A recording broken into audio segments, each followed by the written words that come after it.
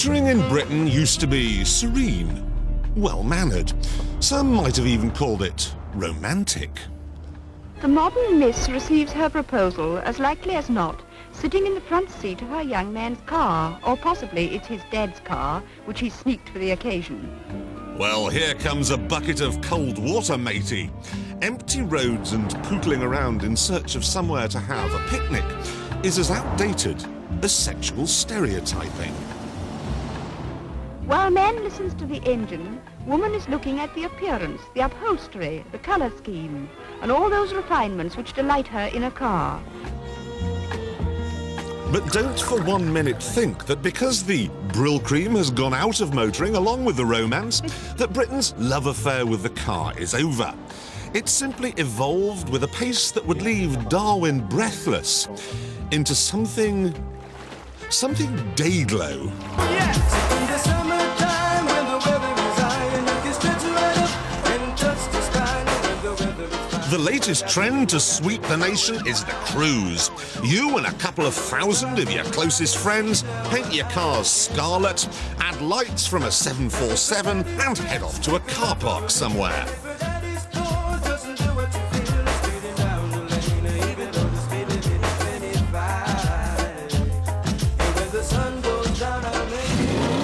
Once there, you listen to one another's engines and gramophone records. Hold on, there's a good bit coming in a minute. In a minute. Wait a minute, there's a really good bit coming. I've got all his albums.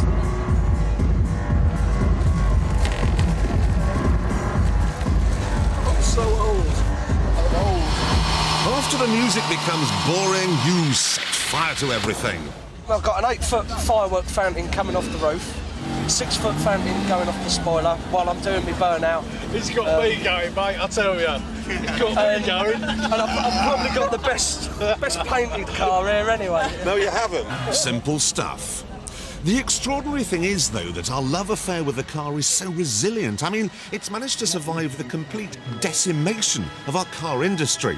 In this, the 100th year of car production in Britain, we look around to find that pretty well every single great name is gone.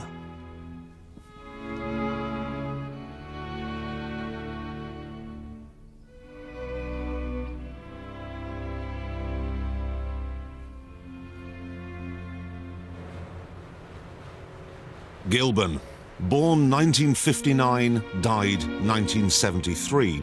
And when it went, so did Wales's status as the world's only car-producing principality. Northern Ireland tried to get in on the act too, but unfortunately they entrusted the show to an American drug dealer. DeLorean, born 1980, died 1982.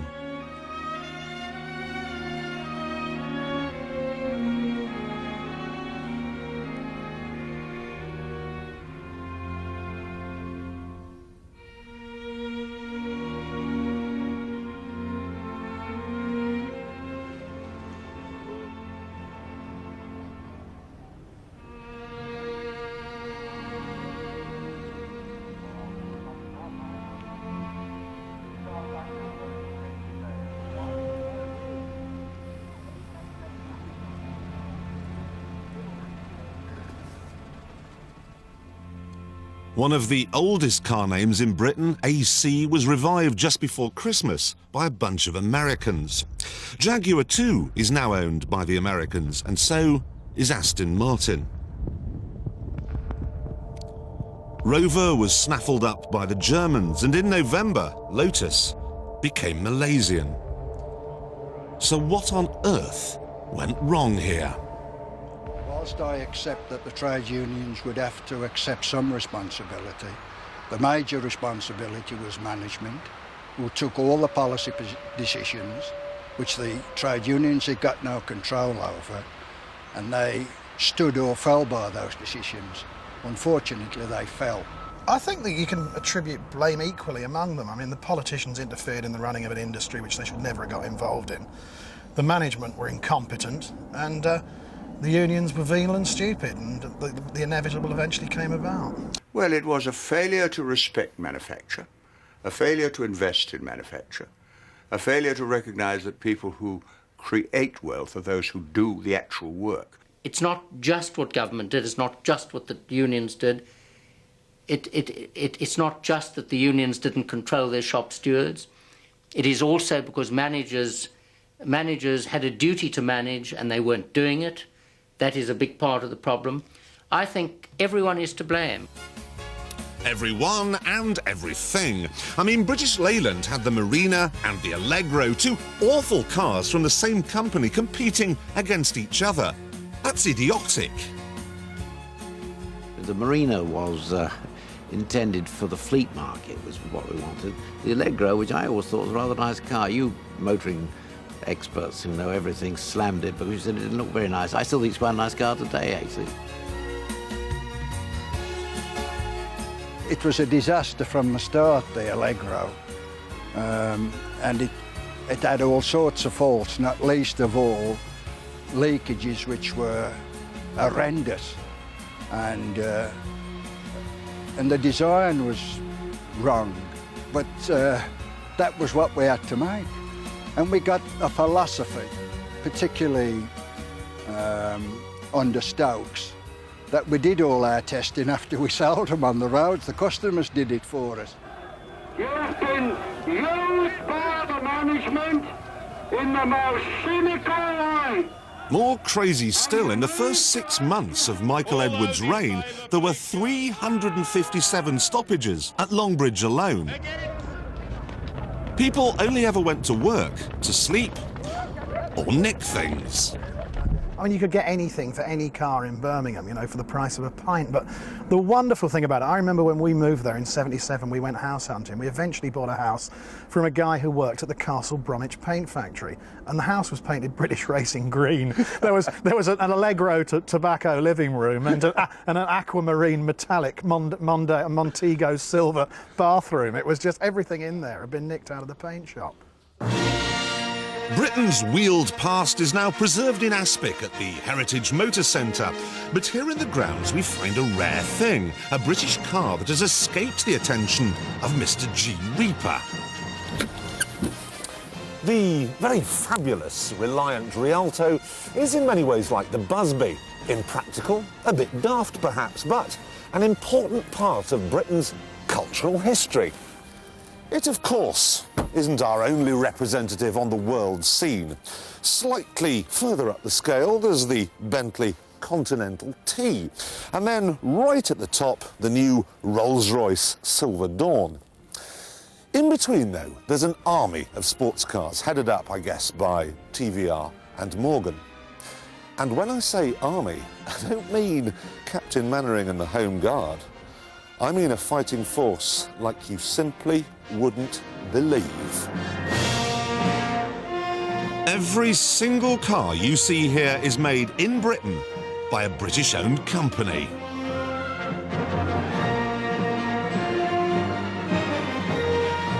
The GTN from Loughborough, available with a Rover K-Series engine so it can do 130 miles an hour.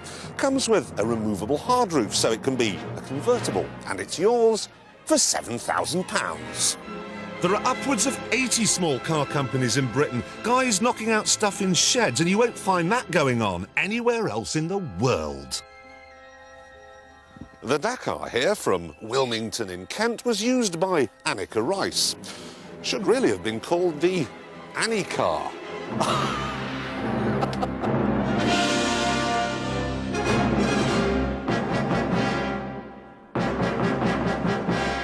Pininfarina, Zagato, Bertoni, and now candy apple cars from Chelmsford in Essex.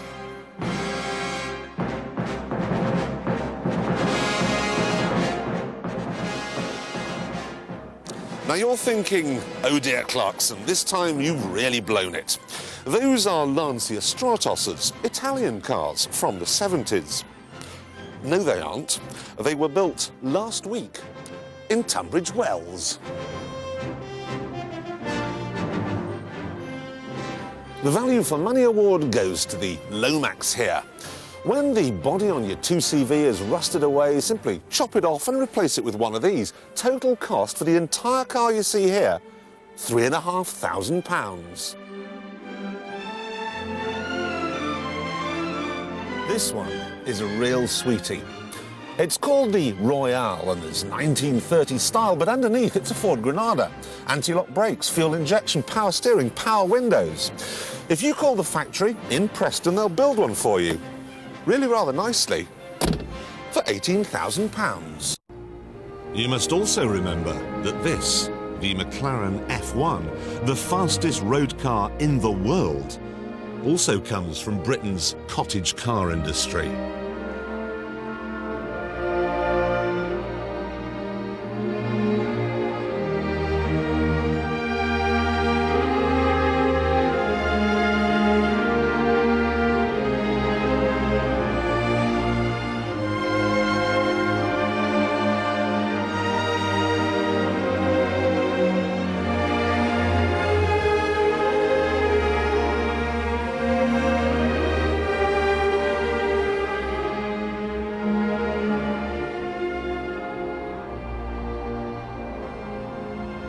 So here we are in the third bedroom of a little house in Camberley where Dave has arranged his collection of spark plugs. Now, Dave, how many have you got?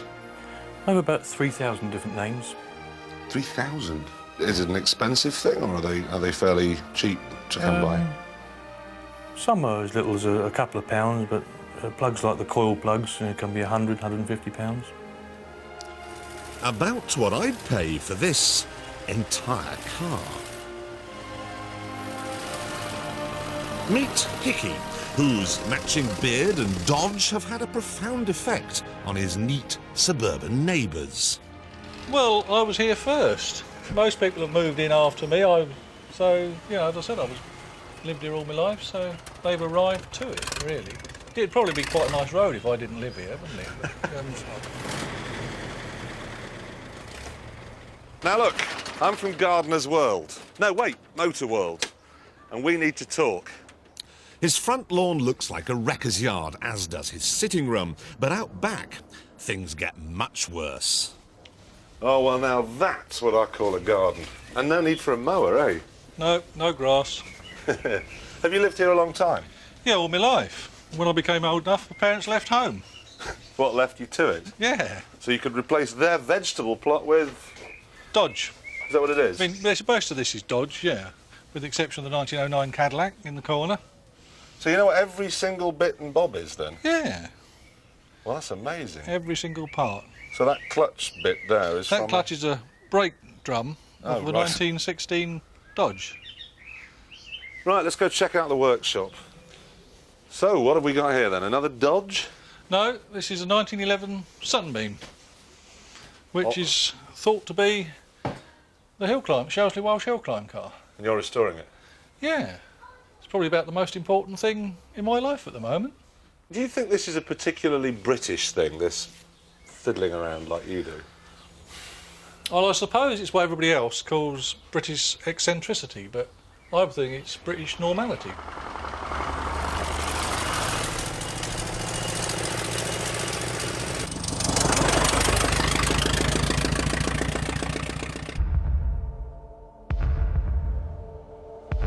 Now, in Germany, talented engineers can work for Porsche or BMW. In Italy, there's Fiat. And in America, there's GM and Ford and Chrysler. But here, with no car industry left, talented engineers have only one option: motor racing.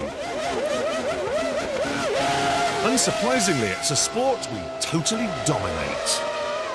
I think our most talented people are working on racing cars. A designer can have something on the drawing board and made within a week. I've heard it said from engineers who come to work at Williams that they could have worked for British Aerospace, they could have been working on a bit that goes in an aeroplane that they wouldn't see for 10 years.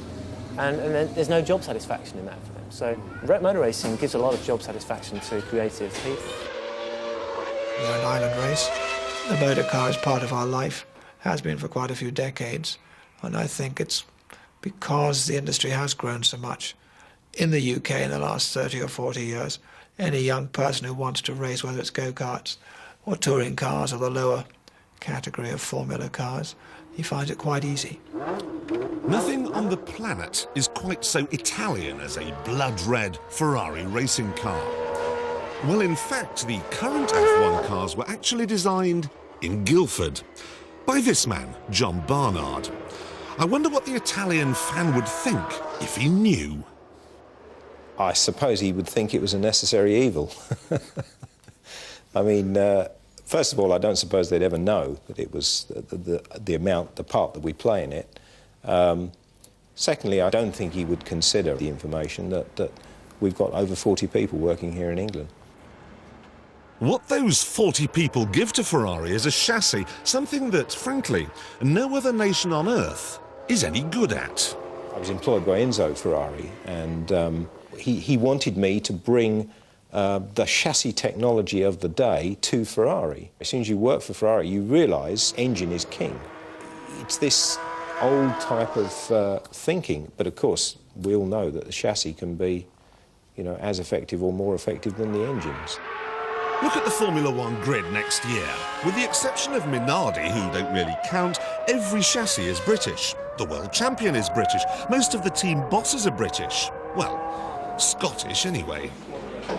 Britain's a very competitive nation, and I think that if you go right back in our history, it's a sort of clan structure that goes right through the country. So you've always had segments of the country competing with others. So I think we're very sports orientated in Britain, and it goes way back for centuries. So it's just now that we've got cars, we compete with cars just the same as we used to compete maybe in the Highland Games 100 years ago. Fellow Scot Jackie Stewart has set his new team up in Milton Keynes. Did he ever think about going somewhere else? Not at all. We had suggestions that it could be elsewhere. But I think it has to be not only in Britain, but in the middle of the technology belt, in the middle of Silicon Valley of motorsport. And that's where we are. Some say 75% of all the world's motor racing comes out of Britain, a point that seems lost on the drivers. The key thing is that it goes fast. You know, as long as it's a fast car, it could be made on anywhere in the world and you'd be happy. Now, Jacques came to F1 from the all-American world of IndyCar racing, except it's not quite as all-American as you might think. The Americans are an extremely patriotic nation, and I think if they were to take the fact on board, and most of them, of course, are completely ignorant of the fact that all their racing cars, certainly in IndyCar racing, are designed and built in the United Kingdom, as are many of the engines. If they know this to be a fact, they tend to ignore it. Geographically, of course, the United Kingdom is excellent for all types of motorsport. We have a lot of races over here, probably far more than any other national series ever has, and quite a combination and mixture of different types of racing at different weekends. And so large industry has built around this, and it's just developed and become self-perpetuating. Britain doesn't always get it right. I mean, sure, we gave the world televisions, telephones, jet engines and the hovercraft, but we have a dark side. Remember, we came up with concentration camps and rallying. Oh, no.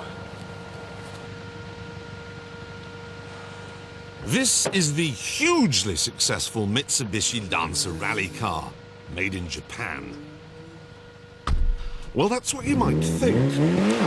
Me, I could only think that it, or its driver, Richard Burns, was going to kill me.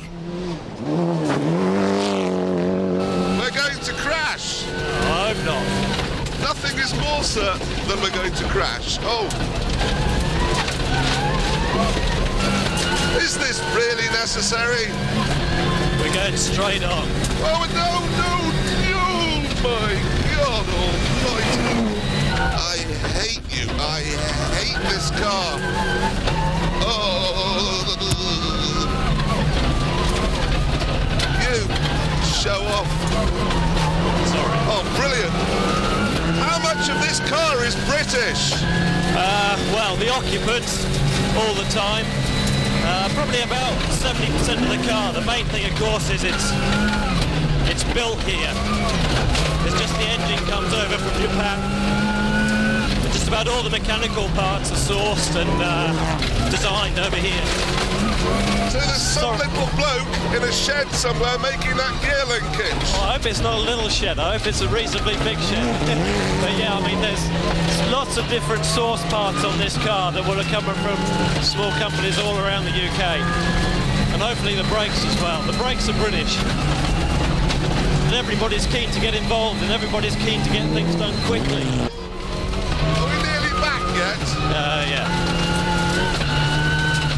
You'll be glad to know. Here's the Lancer's chief competition for next year, the new two-door Subaru Impreza, designed and built in Banbury. Why? Ideas and concepts and visions come from being within and among people who have got that virus, and that virus lives. It lives in Britain.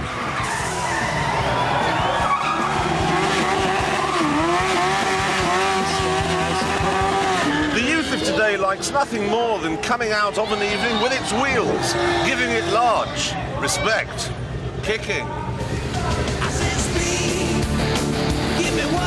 Am I crazy? Everyone says I am. Because, I mean, at Stafford I was taking the car up to 80 miles an hour on the spot.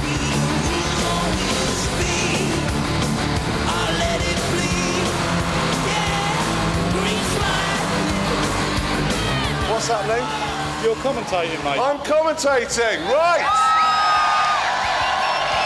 I'm supposed to be making a television programme here, but never mind, we'll bring this shot down Sierra in. Is he going to stay, or is he going to go?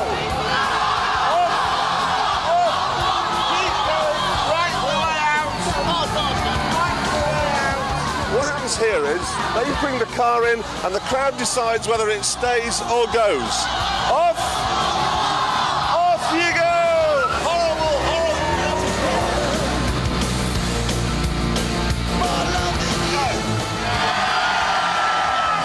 And who wants you to stay? Your mother wants you to stay. Everyone else wants it out, so off you go. Britain was first introduced to the car more than a century ago. But the passion is still so strong, you'd think we'd met in a disco just last night. Give me what I need. Off, off, off, off! And your hats on back to front.